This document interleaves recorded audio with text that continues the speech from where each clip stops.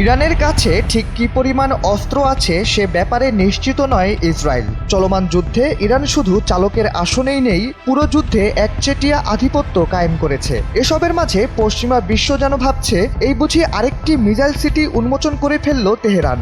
দেশটির অস্ত্রের সংখ্যা নিয়ে পশ্চিমা বিশ্বের শঙ্কা এখনও কাটেনি, সেই কথাটাই যেন অকপটে স্বীকার করল ইসরায়েলের প্রতিরক্ষা বাহিনী আইডিএফ। রোববার তাদের একটি নির্ভরযোগ্য সূত্র ইসরায়েলি গণমাধ্যম জেরুজালেম পোস্টকে জানিয়েছে সেই শঙ্কার কথা। প্রতিবেদনে বলা হয়েছে, ইরানের ক্ষেপণাস্ত্র ভান্ডার নিয়ে আইডিএফের মধ্যে গভীর অনিশ্চয়তা তৈরি হয়েছে। বাহিনীটি দাবি করছে, ইরানের কাছে থাকা মোট 2500টি ব্যালিস্টিক ক্ষেপণাস্ত্রের মধ্যে এখন মাত্র কয়েকশো বাকি আছে, সেগুলো ইসরায়েলে আঘাত হানতে সক্ষম। JBS holdings limited.